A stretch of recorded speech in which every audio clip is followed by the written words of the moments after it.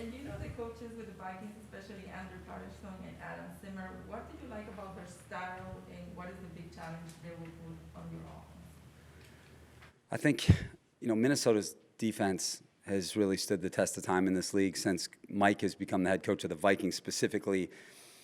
I think when they got there, they were like 30th in the NFL in total defense, and then in 1 year they were like 13th or 14th, and then the next year they're in the top 5 for pretty much the next 5 to 7 years, and that defense really carried them to the NFC Championship game, and they've just been one of the elite units for a long time, and that defense was built over time, and I think that's something that Mike Zimmer has a really huge talent for, is or putting a team together and organizing it, and him being with, Bill Parcells. I think he's very specific in what he looks for, and at the same time always plays to his players' strengths. And that group that they had, I was in the division in Chicago 17 and 18, and that's when they were really rolling. And that group of guys that kind of came up together with Barr and Kendricks, Everson, Daniil Hunter, they had Linval, Harrison Smith, Sendejo, Trey Waynes, Xavier Rhodes, Captain Munnerlyn, Terrence Newman. That group was just fantastic. And I think part of the reason why they're so fantastic is they're very talented, but they're extremely well-schooled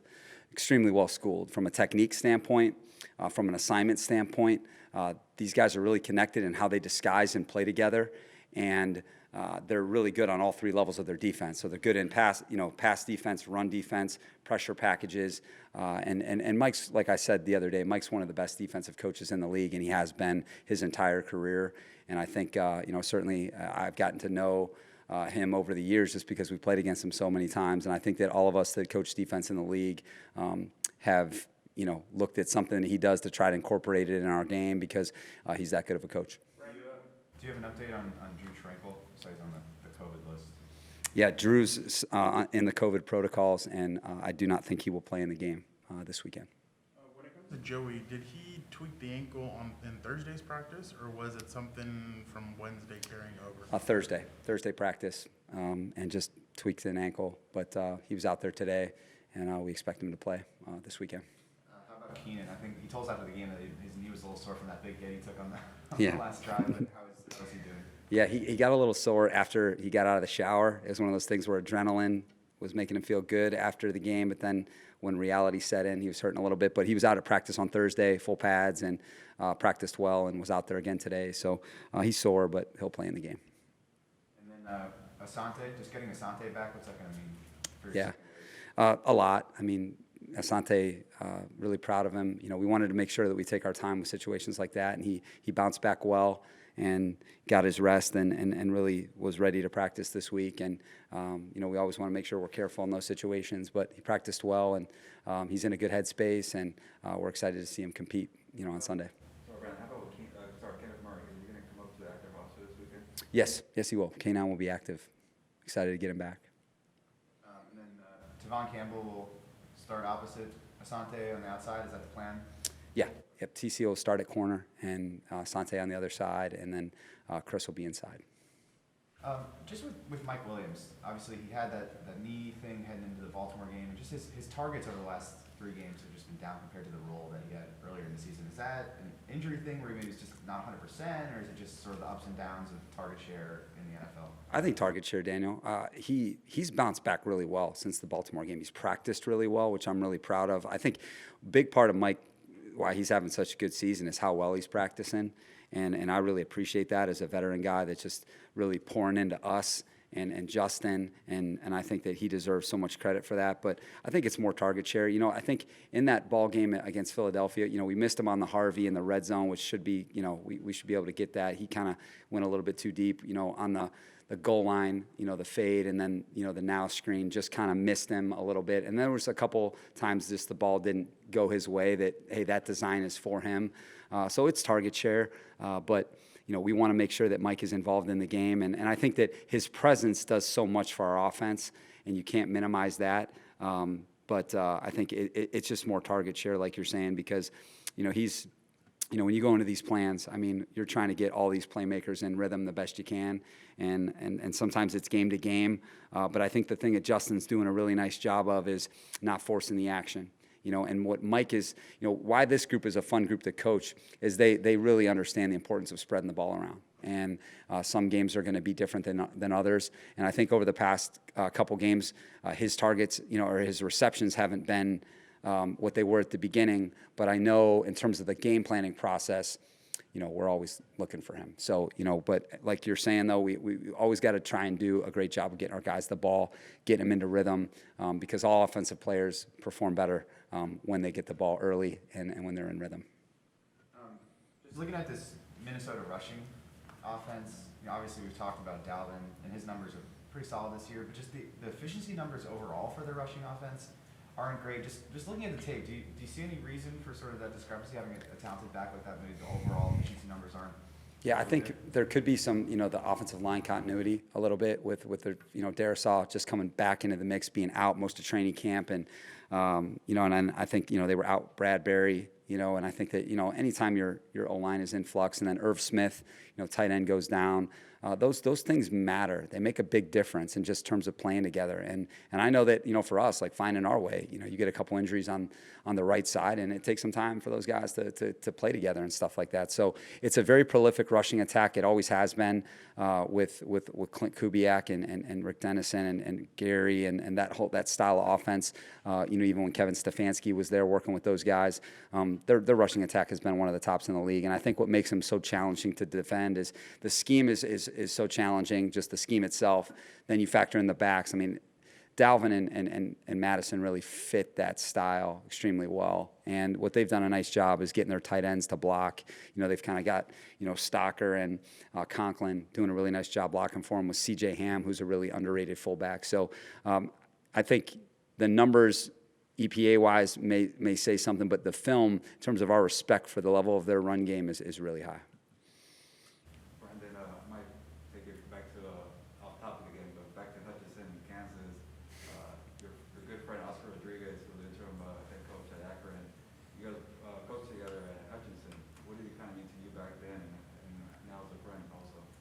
Yeah, just really, really proud of him. A cancer patient like myself that went through a lot, a really kind of grave cancer diagnosis, and he was able to make it through.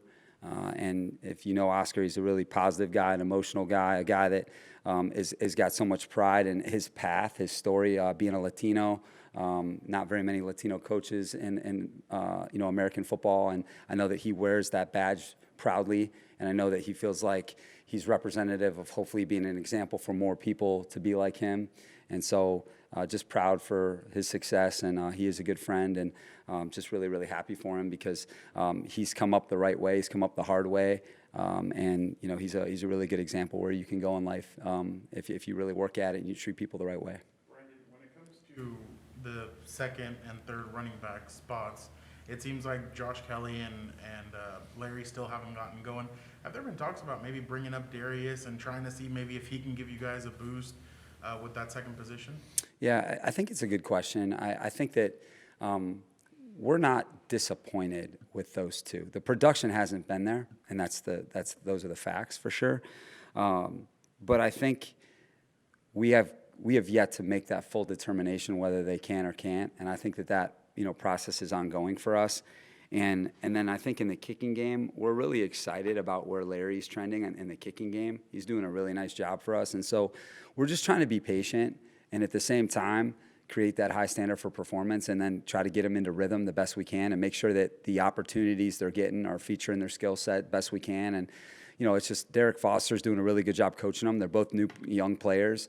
And we're waiting for that second back to emerge, in terms of, that guy behind Austin, and we felt like Justin was really trending that way, and then he had the setback with the injury. But we're just going to let it. We're going to let competition to let it, stay its course, and then we'll see as the season goes if a person will emerge as that second guy.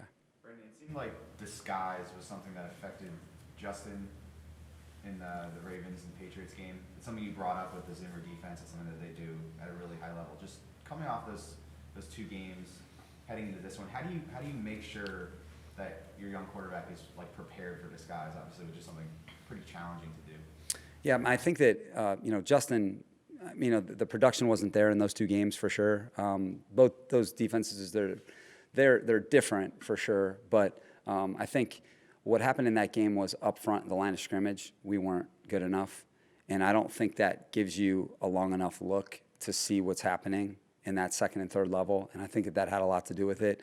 One of Justin's strengths is how he sees the field. And I think that that's why you see the production the way it is, because he can see the field. And not only does he, instinctively see it, but then he has got great command over how they play. And I think for us, what we've got to make sure we do is get him into rhythm early, get our O-line into rhythm early. And I think that's what was good about the Philly game, was we got our O-line into rhythm. And you can do that a lot of different ways for sure. But I think a lot of unpacking disguise is not letting them to play the game on their terms. That's when a lot of the disguise happens, is in the passing game. It's not like on those early downs. It's really on those known passing downs. That's when a lot of the disguise expresses itself in the National Football League. So I think that we just got to continue to be aggressive on early downs. And then when it is known pass, continue to feature our protection plan in ways that help our guys. And then, from a route, standpoint, allow him to truly progress. Because I think something that's tough in the NFL is you may not know the coverage. And I think any elite quarterback would tell you, like, that can happen. Sometimes you may not know it. Like, it happens. And I don't care what anybody tells you. All the great ones have been fooled, okay? And giving the quarterback the ability to, like, okay, tell me where to start. And if you can tell me where to start, I can sweep the board 1, 2, 3, and then I can play. And I don't necessarily need to know what the coverage is. All right, I can just play fast and instinctive. And so that's what you got to do the best you can. And then the more inventory of experiences you have, then you're banking those. And then now you can kind of see the matrix. Okay, I've played against him before. I've played against that style. I can see the demeanor of that defender, or what, hey, this Harrison Smith guy, I've watched this guy. I've watched him, and I know when he's there and what's over there, that's telling me a story. But you got to bank on those experiences. Game tape isn't enough. You have to go live it. And I think that that's where the great quarterbacks that I've been around that are really hard to play against is they get better as they go because they've seen more. And then that's why they're so tough to defend, because they know you better than you know yourself most of the time. And Justin will get there. And as you guys have seen, it doesn't take him very long.